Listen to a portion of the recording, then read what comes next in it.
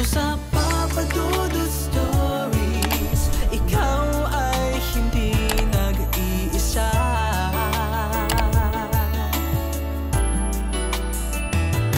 Dito sa Papa Dudut Stories, may nagmamahal sa'yo.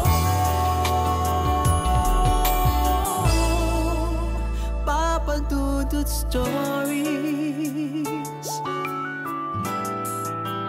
Papa Dudut Stories. Dear Papa Dudut, sa lahat po ng mga nakatutok ngayon, huwag pong kalimutan mag-like, mag-share at mag-subscribe. Maraming salamat po sa inyong lahat.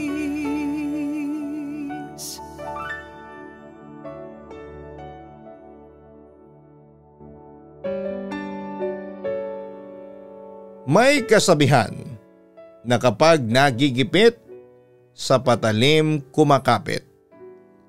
Ibig sabihin, may kakayahan na makagawa ng masama ang isang tao kapag hiningi ng kapalaran at wala na siyang pagpipilian.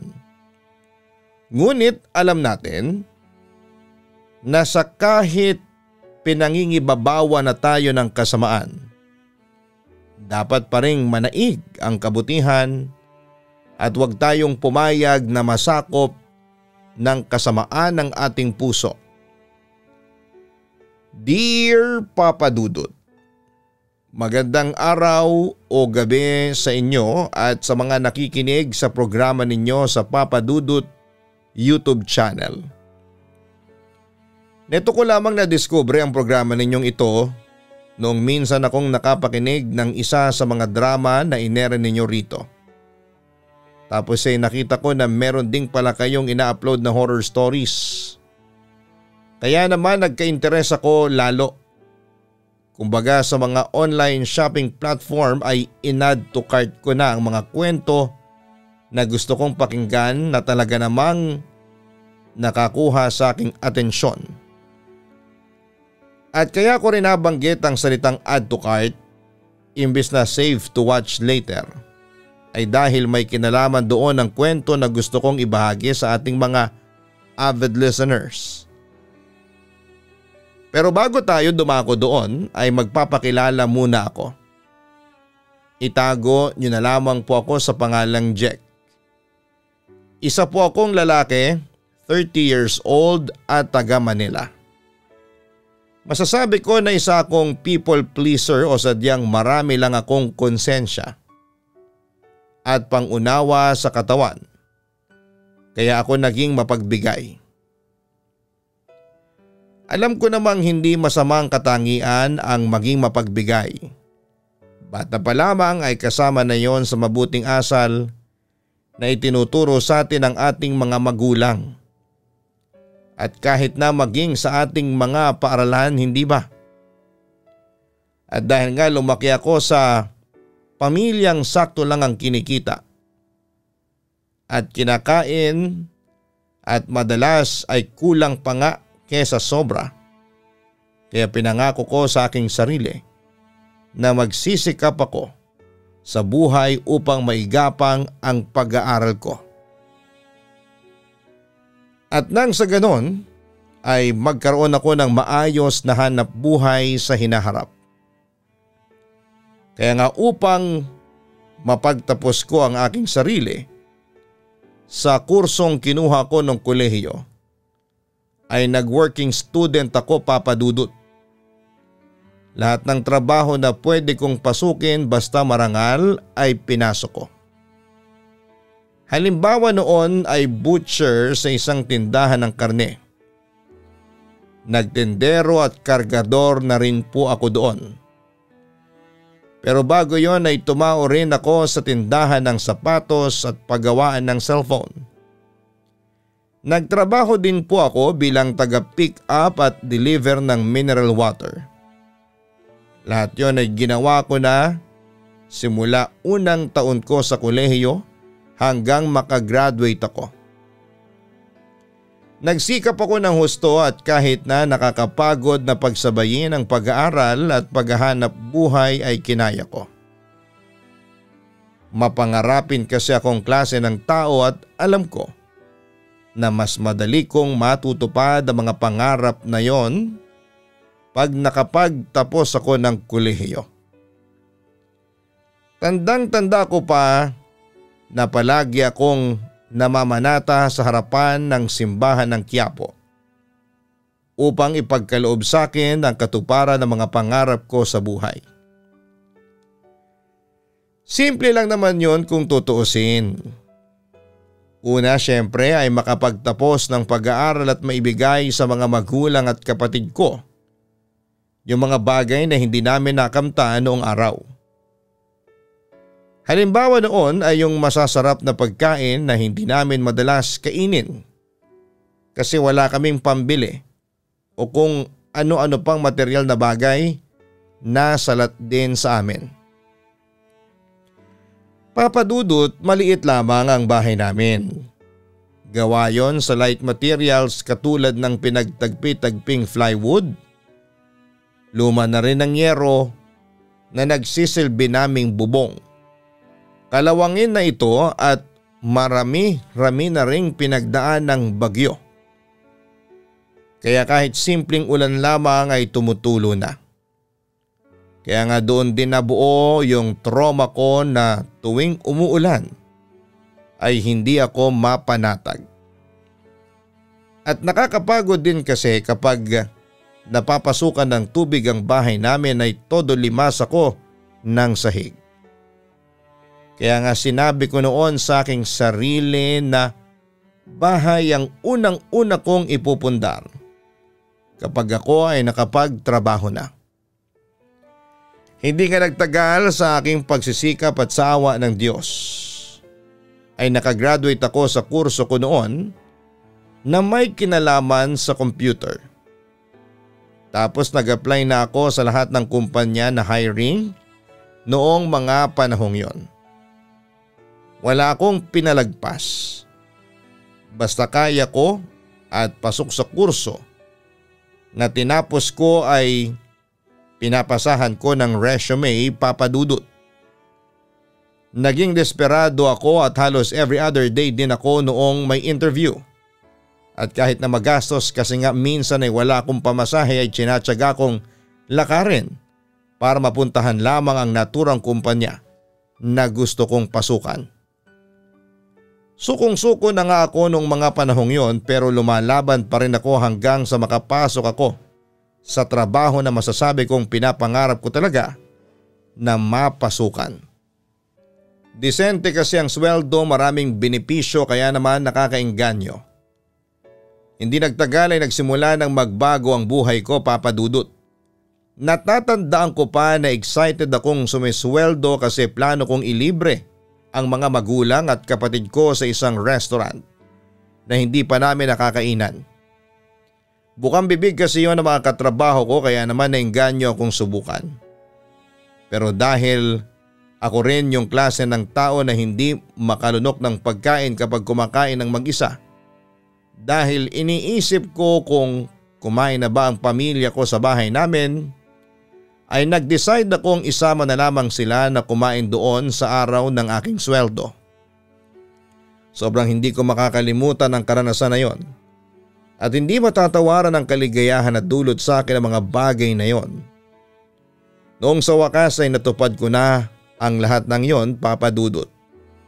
Hindi mawala ang ngiti sa labi ng parents namin at kahit hanggang sa pag-uwi ng bahay ay pinag-uusapan pa rin ng mga kapatid ko ang masasarap nilang kinain ng araw na yon. Mula noon ay pinangako ko na sa aking sarili na ililibre ko sila at kakain kami sa labas tuwing sahod ko. Simula noon ay naging tradisyon na nga ng aming pamilya ang pagkain sa labas kapag araw ng sweldo ko. Sobra akong inspired na magtrabaho ng mabuti kasi alam ko na meron akong mga tao na napapasaya. Papadudot, bukod sa pagkain namin sa labas tuwing araw ng sweldo ay nag-aabot din ako ng pera sa mga magulang ko. Binigyan ko rin ang mga kapatid ko. Ako na rin ang umako sa pagpapaaral sa kanila para hindi na kailangan magtrabaho ng tatay namin. Bagay na siyang dahilan kung bakit madalas na siyang magkasakit. Kaya sabi ko ay ako na lamang ang magtataguyod sa aming pamilya dahil tiwala naman ako sa aking kakayahan. At kaya rin naman kaming suportahan ng sinasahod ko. Pero doon ako nagkamali dahil habang tumatagal ay pamahal ng pamahal ang mga bilihin at dumadami na ang aking mga gastusin. Masasabi ko na hindi ko talaga na-handle ng maayos ang finances ko. Lalo't nagkaroon din ako ng mga multiple loans para matupad ko na ang aking mga pangarap. Bali hindi lang isa ang aking credit card ng mga panahong yun, Papa Dudut, kundi 5. Hindi naman yun masama lalo at may ilan sa kanila na masasabi kong maganda talaga ang offer. Pero dapat ay responsable ka pa rin sa pagkaskas o pag-swipe. Kaso hindi ko nga yun nagawa dahil masyado akong nawili sa kakagastos ng perang hindi naman sa akin. Nalulong din ako sa pagbili ng kung ano-ano online kaya nasabi ko na mas madalas pa akong nag-a-add to cart kesa nag-a-add ng pera sa aking savings. Wala nga akong savings kasi madalas nagagastos ko rin pambayad ng utang. Meron din kasi akong hinuhulugang motor at condo unit na minsan ko nang pinagsisihan na kinuha ko pa lalo't hindi ko pa talaga kayang pangatawanan ang paghuhulog. Bukod doon ay generous din kasi ako sa pagtulong sa pamilya ko, Papa Dudut. Ako yung tao na mabilis hingan kasi laging mayroon. At kahit na literal na wala na ako ay pinipilit kong magkaroon. Madalas kong tinatapalan ang mga utang at gastusin ko sa pag-utang din. Kaya imbis na mabawasan ang pagkakautang ko ay lumulobo na nga ito. Sobra na akong binabagabag na mga bayarin ko dahilan upang hindi na ako makatulog at makakain ng maayos. Labis na naapektuhan noon ang pagkatao ko. Kaya hindi na rin naging maayos ang performance ko sa trabaho dahilan upang madalas na akong pagalitan ng nakakataas sa akin. Tapos sobra pa ako ng lumo na nagresulta yon ng demotion ko imbes na promotion. Pakiramdam ko ay pinagsakloban ako ng langit at lupa ng mga panahong yon, Papa Dudut. Dahil sa nangyari ay madalas kong kinakausap ang aking sarili upang sisihin sa kinahinatnan ko ng mga panahong yon. Lagi akong nagne-negative talk kasi galit ako sa mga desisyon ko sa buhay. Pakiramdam ko ay wala na akong ginawang matino at madalas ko yung sinasabi sa harapan ng salamin sa CR namin tuwing nag-overtime ako, Papa Dudut. Ang tanga-tanga mo naman eh. Akala ko pa naman matalino ka. Pero bakit mo ginawa yon sa sarili mo? O ngayon iiyak ka. Hindi mo kasi ginagamit ang utak mo kaya tama lang sa'yo ang nangyari. Sabi ko sa aking sarili. Nang mga sandaling yon ay gustong gusto ko nang suntukin ang salamin habang tinititigan ang pagkatao ko. Magkahalong galit at pagkaawa sa aking sarili ang namutawi sa akin ang mga panahong yon, Papa Dudut. Problemado talaga ako at hindi ko na maisipan ng tamang solusyon ng problema ko. Gusto ko na lamang tumakas o mawala para naman matapos na ang problema ko sa buhay. Agad kong tinignan ang pulso ko sabay buntong hininga. Sinabi ko sa aking sarili na hindi ko pwedeng gawin ang mga bagay na yon dahil kailangan pa ako ng aking pamilya. Kaya naman pilit kong tinulak sa kawalan ng isipang yon.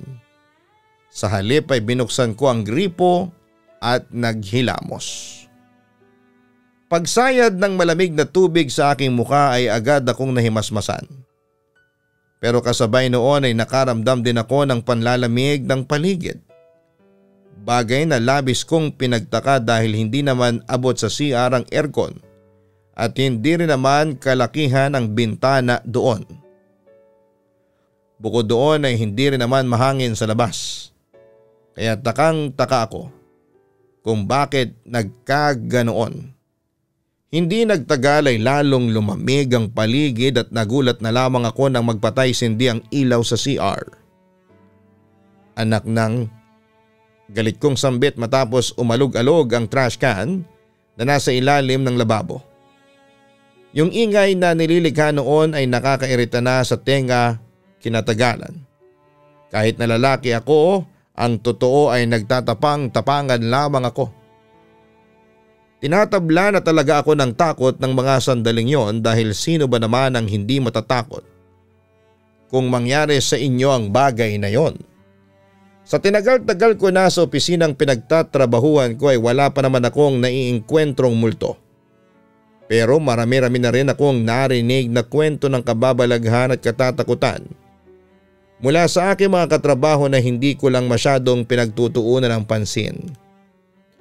Para sa akin ay wala akong panahon sa mga ganong bagay dahil abala ako sa pagpapayaman. Kaya nga pakiramdam ko hindi ako nabigyan ng babala sa posibleng mangyari. Sa kabilang banda, Papa Dudut, ay naisip ko rin na baka may siraulong ng titrip sa akin ng mga panahong yon. Kasi ang totoo ay maraming naiinggit sa akin. Marami sa mga katrabaho ko yung mapagbalat kayo na kunwari gusto nila ako sa grupo nila pero hindi naman pala. Marami sa kanila ang inaantay lamang akong magkamali. Tapos ay doon nila ako dadalihin para mapabagsak nila ako. Marami sa kanila ang inggit at alam ko yon. Sila din ang may kasalanan kung bakit ako na-demote imbes na na-promote. Kundi ba naman talaga sila nuknukan ng pakialamera. Hindi kasi nila alam ang pinagdaraanan ko. Hindi nila alam kung gaano na ako kadesperado. Ang alam lamang nila ay okay na okay ako. Nakaya ko pa ang lahat pero ang totoo ay gustong gusto ko nang sumuko. Nasa ganon akong pag-iisip ng tumigil sa pagpatay sindi ang ilaw sa CR, Papa Dudut. Nawala rin yung kakaibang lamig na bumabalot sa paligid. Sa katunayan, bigla naman akong nakaramdam ng init. Pagtingin ko sa salamin ay nakita ko ang aking refleksyon na pawis na pawis.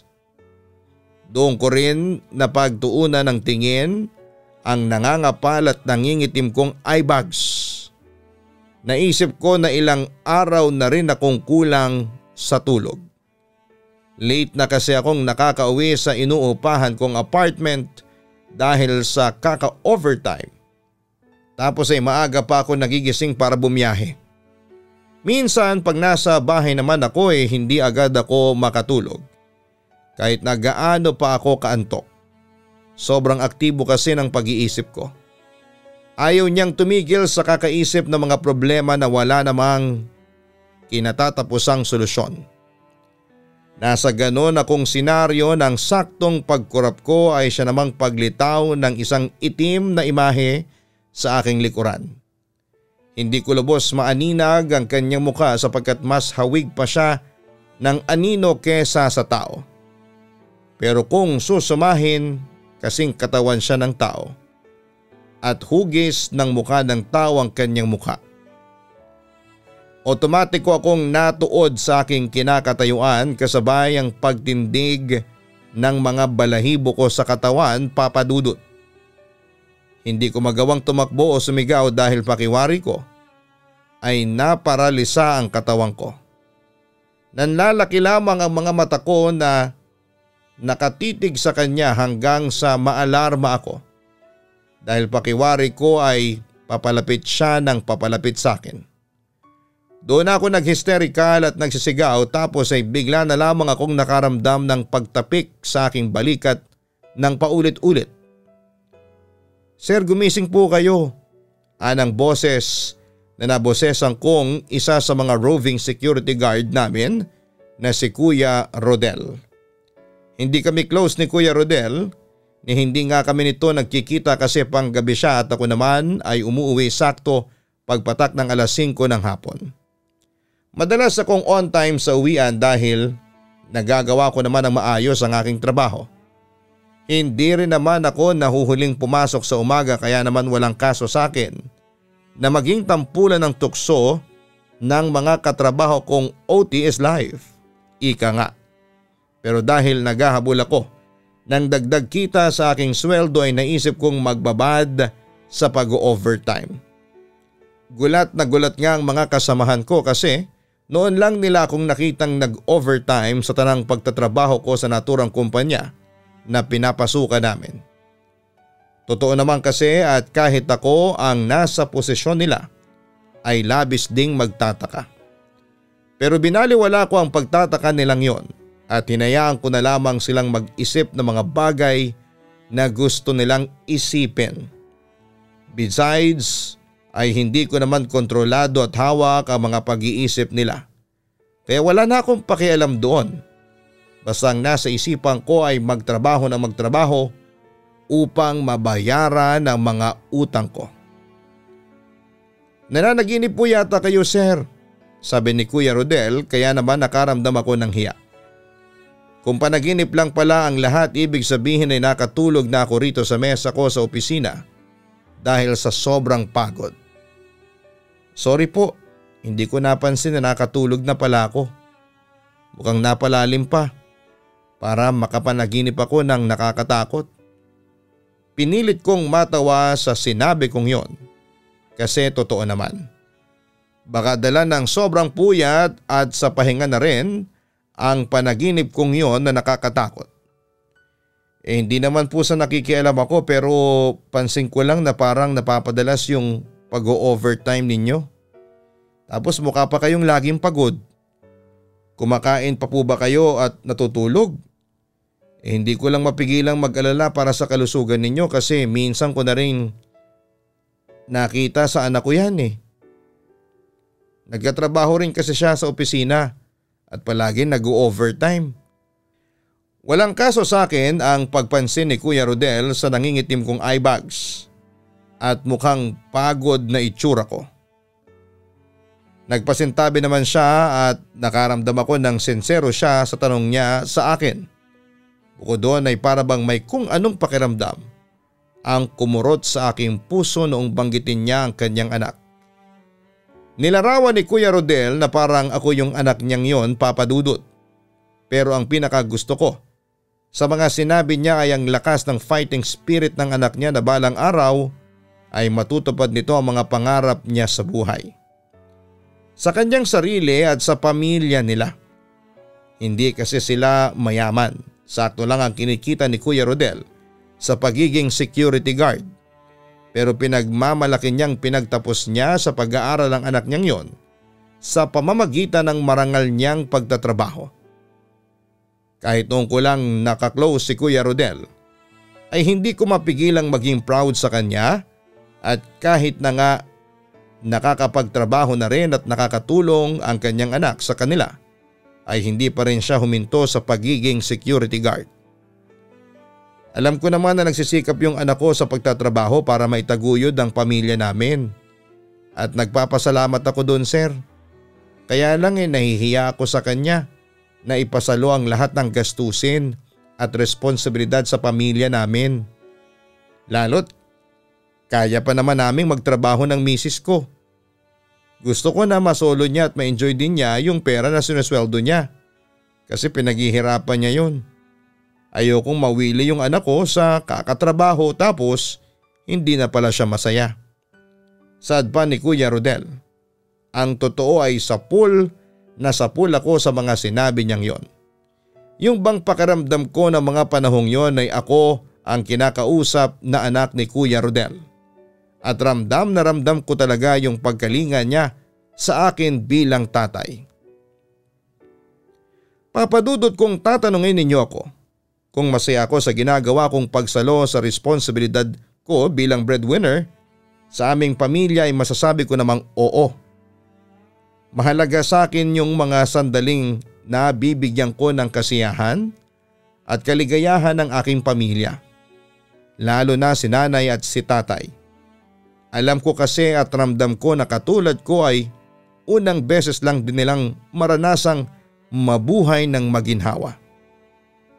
At gusto ko yung panatilihin hanggang sa pagtanda nila. Kaya nga bilang anak ay sinala ko ang responsibilidad ng pagpapakatatay sa aming tahanan. Pero siguro'y maling-mali talaga ang pamamaraan ko. Aminado naman ako na naging mapusok ako at naging padalos-dalos kaya nakapag-desisyon ako ng biglaan. At marami ang hindi ko sinaalang-alang. Kaya nga ang masasabi ko lang ay malaki talagang pagkatuto ang mga karanasan kong yon sa akin, Papa Dudut. Nang gabing yon ay nag-decide na akong umuwi sa apartment ko upang makapagpahinga na. Alam kong kailangan ko ring alagaan ng sarili ko dahil mas mahirap kapag nagkasakit ako. Bukod doon ay magastos din kaya binigyan ko ng pabor ang sarili ko na makapagpahinga na. Kinabukasan ay maayos naman ang pakiramdam ko nang pumasok sa opisina. Tulad ng dati ay ginawa ko ang aking trabaho hanggang sa maggabi. Siyempre nag-overtime pa rin ako dahil sayang ang kikitain ko sa katapusan ng cut-off. Alam ko naman na maling-mali na umasa ako sa ganon. Pero ng mga panahong yon ay yun lamang ang paraan na naiisip ko, Papa Dudut. Habang busy ako sa pagtipa ng aking computer ay nakaramdam na naman ako ng panlalamig sa paligid. Hindi yon dahil sa aircon kasi natatandaan kong pinatay ko na yon 1 hour ago. Nag-electric fan na labang ako ng mga sandaling yon dahil ako na lang naman ang nasa opisina namin. At wala na namang ibang pumasok para magbukas ng aircon. Kaya saan galing yung lamig na nararamdaman ko? Pero hindi pa ako tapos mag-isip kung saan posibleng galing ang lamig na yon. Nang makarinig ako ng ingay na animo ay nahulog sa kung saan. Pilit kong binabaliwala ang ingay na yon at nag-focus ako sa pagtipa sa aking computer. Pero bigla na lamang nagsunod-sunod ang mga nahuhulog na bagay sa sahig. Kaya mas naging maingay yon, Papa Dudut.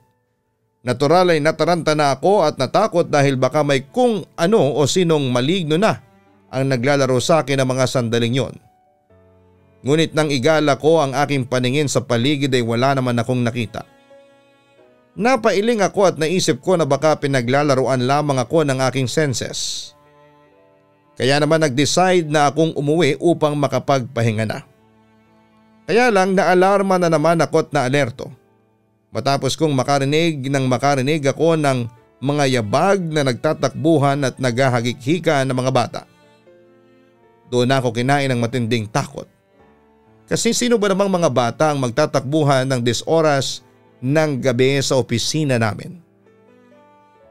Abot-abot na sana sa langit ang kabako ng sandaling yon at pakiramdam ko pa nga ay maiihi ako sa aking salwal.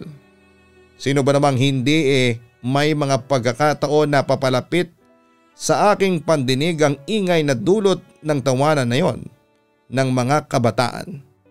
Nasa ganon akong senaryo nang mapatingin ako sa pasilyo katapat ng opisina namin. Balik katamtamang liwanag lamang ng ilaw ang makikita roon kaya naman laking gulat ko nang makita doon ang parehong anino na hugis figura ng tao na nakita ko sa CR namin sa aking panaginip. Tila nanlalambot ang aking tuhod at pakiramdam ko. Anumang sandali ay babagsak na ako sa kinakatayuan ko. Hindi niyo ako masisisi dahil hindi pa rin naman ako naghahapunan ng mga sandaling yon. Nagtitipid kasi ako kaya hindi na ako kumakain para lamang makaipon ng pera. Nang akmang mawawala na ako ng balanse ay doon naman naglakad papalapit sa kinakaroonan ko ang naturang anino na walang iba kundi pagmamay-ari pala ni Kuya Rodel. Nag-alala raw siya sa akin dahil nakita niya na mukhang natakot niya ako. Nag-roving na kasi siya ng mga panahong yon at tulad daw ng dati ay naabutan na naman niya akong nag-overtime. Papa Dudut, thankful ako na si Kuya Rodel ang nakita ko at hindi isang masamang elemento. Pero hindi ko pa rin napigilang ikwento sa kanya yung mga ingay ng yabag na narinig ko, na para bang nagtatakbuhan at nagtatawa ng mga bata. Ang sabi ni Kuya Rodel ay meron daw talagang malilikot na espiritu ng mga bata na gumagala sa opisina namin. Bagay na kinakatakot ko naman. Buti na lang at sinabi niya na naglalaro lang naman daw ang mga yon at hindi nananakit. Matagal na raw sila na nasa opisina namin simula pa raw nung unang beses na tinayo ang building na kinakaroonan namin. Sinasabi na baka sila yung mga nawawalang bata na nalibing raw sa lugar na yon. Nung ginagawa pa lang o sadyang mga galang espiritu na napagtripang umistambay sa opisina namin. Ano man ang totoo sa mga yon ay sinabi pa ni Kuya Rodel na baka nagbibigay lamang sila ng babala sa akin na umuwi na at wag nang magpakatodo sa pagtatrabaho. Lalo na't hindi rin naman ako ang tagapagmana ng kumpanya. Ang totoo ay natawa talaga ako sa pagkasabi ni Kuya Rodel sa bagay na yon. Kahit papaano ay gumaan ang pakiramdam ko. Doon ko na na-realize ang importansya ng pahinga para sa isang tao. Doon ko rin mas naunawaan na mali ang strategy na ginagawa ko para matapos na ang mga bayarin ko. Hindi naman kasi tama na hindi ako kumain dahil lang nagtitipid ako. Dapat ay mas alagaan ko ang aking sarili upang makapagtrabaho ako ng epektibo. Simula noon ay binago ko na ang aking strategy. Imbis na ubusin ko ang oras ko sa pag-overtime at ma-burnout ay inayos ko ang mga gastusin at bayarin ko. Tinanak ko yon, Papa Dudut, at binawasan ang magarbo kong pamumuhay. Inopen up ko rin sa pamilya ko ang sitwasyon, bagay na kinalungkot nila. Pero sinuportahan nila ako, tinulungan na makaahon sa aking mga bayarin. Totoo pala na kapag ibinahagi mo sa tamang tao ang iyong mga problema, ay gumagaan ang iyong dinadala. Sa ngayon ay nakakabayad na ako sa aking utang dahil meron na rin naman akong extra income. Nagtatrabaho pa rin naman ako sa kumpanya na una kong pinasukan at good news kasi promoted na rin po ako. Dinadahan-dahan ko na lamang ang buhay. Yung bang simple pero makahulugan. Nagpapasalamat din ako sa araw-araw at tinuturing ko na oportunidad ang bawat problema. Hanggang dito na lamang po ang sulat ko, Papa Dudut. Maraming salamat po. Sakaling mapili po ninyong i-ere sa inyong YouTube channel. More stories to come po sa inyo at pasensya na kung hindi sobrang nakakatakot yung na-share ko. Pero para sa akin ay nakakatakot na po yun. Lubos na gumagalang, Jack. Hindi natin maiiwasang mapagod sa buhay na ito. Nakakapagod naman talagang magtrabaho, ngunit araw-araw natin itong gagawin habang nabubuhay tayo. Kaya nga mahalaga na magpahinga tayo at suriin natin ang ating sarili. Mabuhay tayo ng simple at naaayon lamang sa kaya natin para hindi manganak ng problema ang mga bagay na hindi natin napapansin. Isaalang-alang din natin ang mga bagay at desisyon na gagawin natin sa ating buhay upang hindi tayo magsisi sa bandang huli. Sana po ay hanapin po ninyo ang Kaistorya Horror YouTube channel at mag-subscribe po kayo dyan. Ganon din po ang Papa Dudut Family YouTube channel dahil tayo po ay namimigay ng mga papremyo sa ating weekly episode dyan. Maraming salamat po.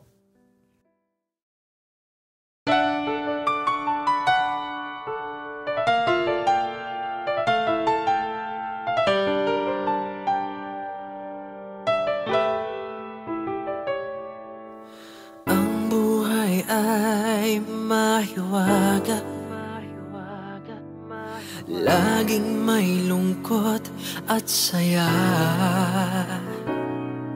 sa Papa Dudut Stories.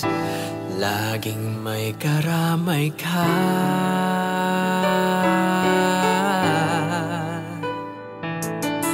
Mga problemang kay bigat, dito ay pakikinggan ka. Sa Papa Dudut Stories, kami ay iyong kasama.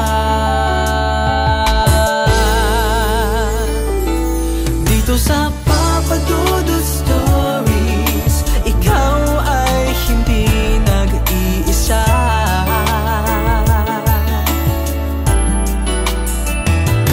Dito sa